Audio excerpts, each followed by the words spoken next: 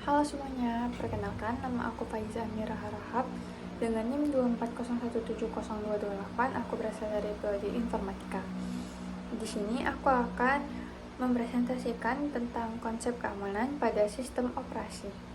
Nah, kita masuk ke bagian apa sih yang dimaksud atau apa sih pengertian dari keamanan sistem operasi itu sendiri. Nah, keamanan sistem operasi adalah sekumpulan mekanisme dan kebijakan untuk melindungi sistem komputer dari akses tidak sah, penyalahgunaan, atau gangguan yang bisa merusak data dan fungsi sistem. Sistem operasi sendiri itu memiliki tugas sebagaimana untuk mengelola perangkat keras, perangkat lunak, dan mengelola data. Selanjutnya, keamanan sistem operasi ini memiliki tujuan atau 3 aspek utama yang biasanya dikenal dengan CIA triad. Itu ada confidentiality, gunanya itu untuk melindungi data agar hanya dapat diakses oleh pengguna sahnya. Selanjutnya, yang kedua ada integrity, itu untuk menjaga keaslian data agar tidak dapat diubah tanpa izin. Dan yang terakhir ada availability, untuk memastikan layanan dan data tetap tersedia saat dibutuhkan.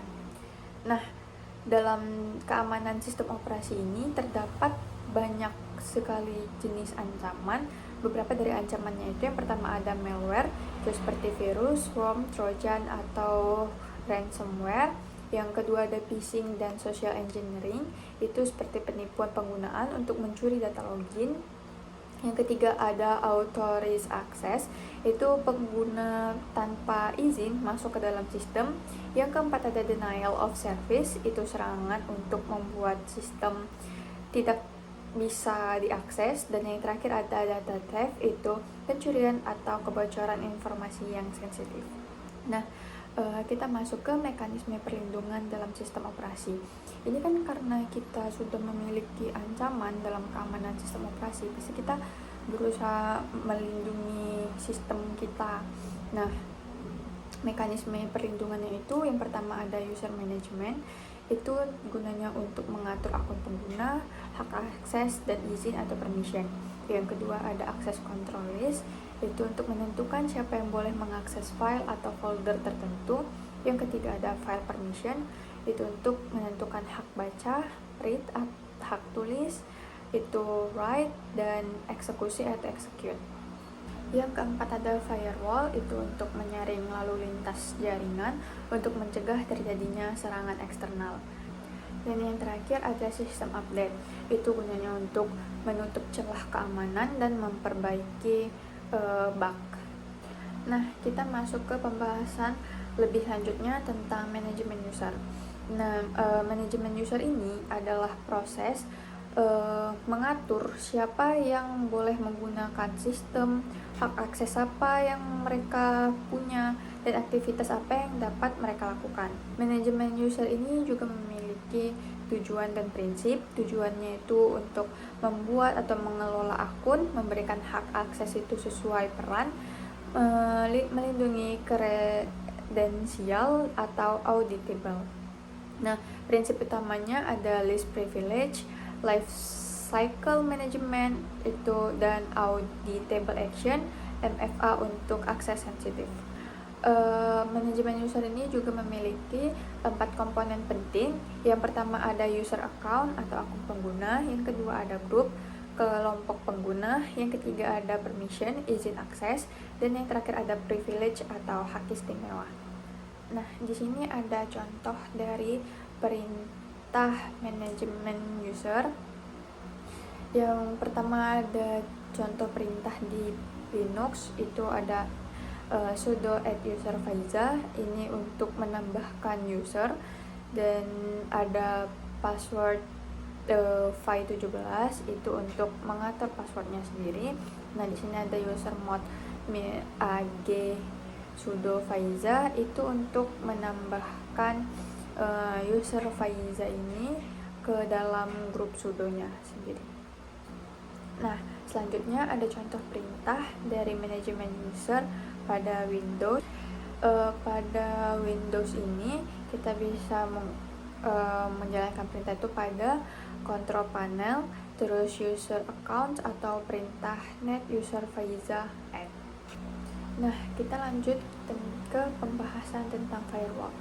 Firewall sendiri ini merupakan sistem keamanan yang mengatur jalannya data masuk dan keluar berdasarkan aturan tertentu.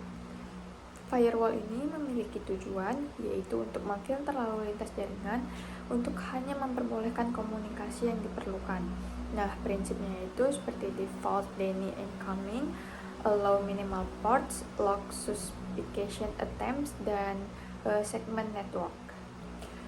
Ada beberapa jenis dari firewall. Yang pertama itu ada packet filtering, yang kedua ada stateful inspection, yang ketiga ada proxy firewall, dan yang terakhir ada next generation firewall. Nah, contoh implementasi pada firewall yang pertama ada pada Linux, itu menggunakan uncomplicated firewall atau UFW, itu dengan menggunakan kode-kode sudo UFW enable sampai ke sudo UFW status.